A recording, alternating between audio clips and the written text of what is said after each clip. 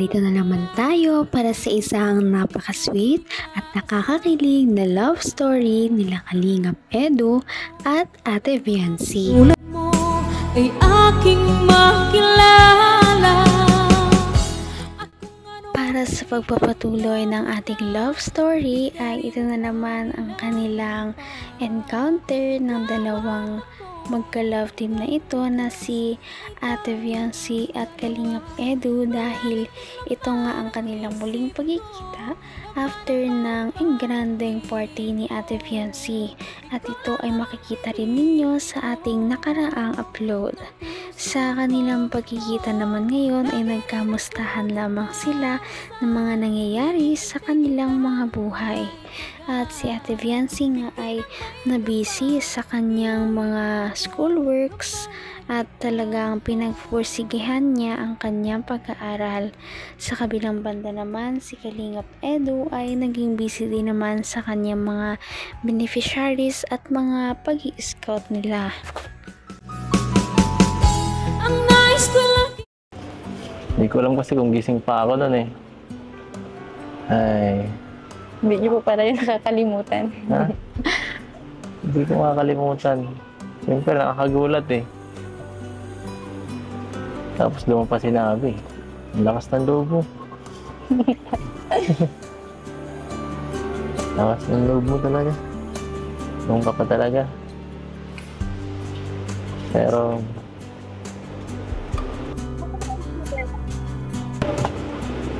anong sunod doon? Ano na?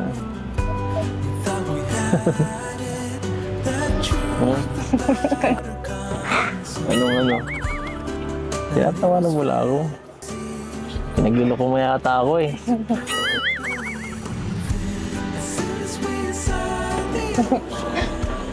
Kita mahal.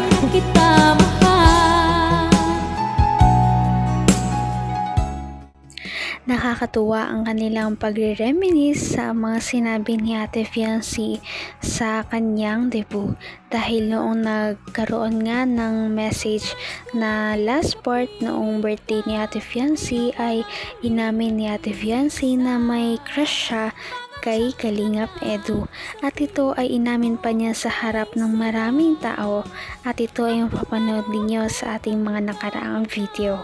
Nakakatuwa dahil ang mga ganitong bagay ay talagang vocal si Ate Viancy at napagtapat na rin niya, kaya naman medyo nagkaroon na ng chance si Kalingap Edu na iperso talaga ang kanyang nararamdaman at magkaroon na siya ng lakas na loob para kay Ate Viancy. Ha? Natutuwa. Natawa po ako sa'yo. Nakalimutan ko na nga po yun. Panoorin ulit natin dito para malaman mo kung anong pinagsasabi mo doon. Ha? Wala akong isinatang signal eh. Gusto, parinig ko pa sa'yo. Signal ba ako dito? Wala eh. Ay, kukunti lang. Ay, naku, mahina. Sayang. Shit mo dun. Ikaw ba yun? Ha? Parang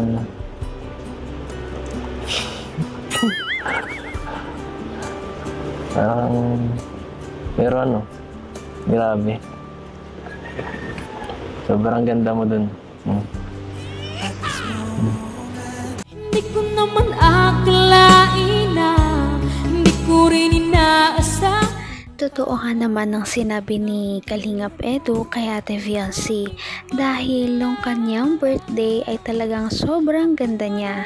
Maganda na siya noong hindi pa siya naaayusan, ngunit mas lalong lumitaw ang kanyang tunay na potensyal sa kagandahan noong maayos na siya ng mga profesional. At lalong-lalo na dalawa pa ang kanyang outfit na naka-ready noong araw na yon. Ang una ay talagang parang pang princess at yung pangalawa ay medyo komportable na dress. Ngunit kahit ano pa man din ang suotin ni Ate Viancy ay talagang nananatili siyang sobrang ganda at napaka-natural na lamang ang pagiging maganda para sa kanya. Abot kamay na kita mahal. Nga. Ganda nga. Nakakatawa lahat ng nangyari. Tapos sasayaw-sayaw pa.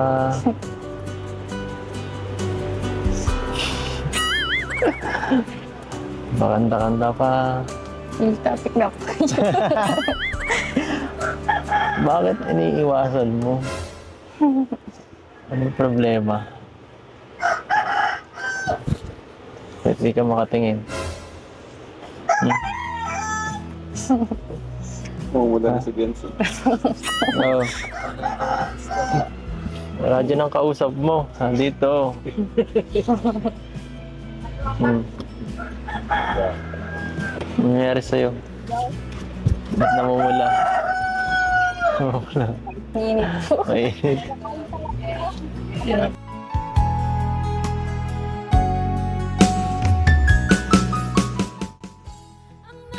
Inaasar lamang ni Kalingap Edu si Ate Fiancy sa mga sinabi niya noong kanyang birthday party. Siguro ito ay dala na rin talaga ng saya na kanyang nararamdaman noong kanyang birthday, kaya ang lahat ng kanyang nararamdaman ay talagang sinabi na niya. Ngunit okay lang naman yon, dahil kung yun talaga ang kanyang tunay na nararamdaman ay okay lang yon na sabihin, dahil kung totoo naman talaga na may gusto na nga siya at nahulog na rin talaga siya kay Kalingap Edu, ay wala talaga tayong magagawa doon. Kaya okay lamang yon, at least ay nasabi na niya ang kanyang nararamdaman at hindi na ito mabigat sa kanyang loob. At dahil naman dito, nagkaroon ng lakas ng loob si Kalingap Edu sa kanyang panliligaw. Ay nako, makita na ba ako sa dugo mo? Oo. Ano? Kayo po ang bahala. Ay. Nakadalawang birthday ka naman nun eh. Nakadalawang birthday ka rin naman nun, di ba? Ay, hindi yun. Pang-18 mo yung pangalawa.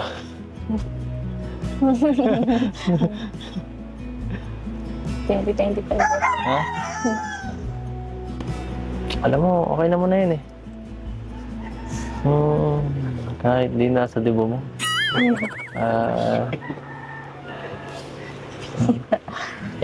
Wala namang napahirapan lang natin ang isa't isa pag ganito. Hirap mo. Tiis ng tiis, no? Oo. Hindi ka rin nag-alilangan pa.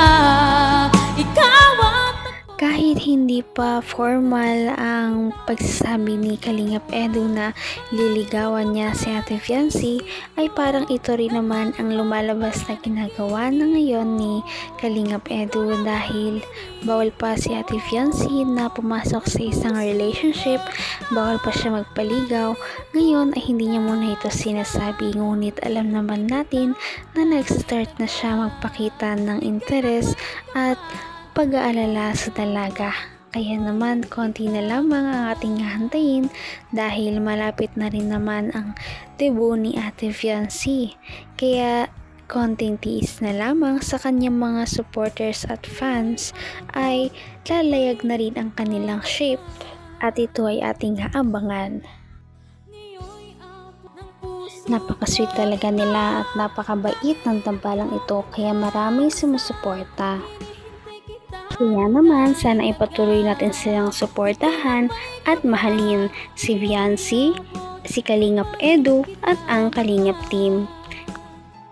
Yun lamang at maraming salamat sa panonood. Abangan natin kung magkakatuluyan ba talaga si Kalingap Edu at Viancy. Hanggang sa muli. Bye! ngayon'y abot kamay na kita.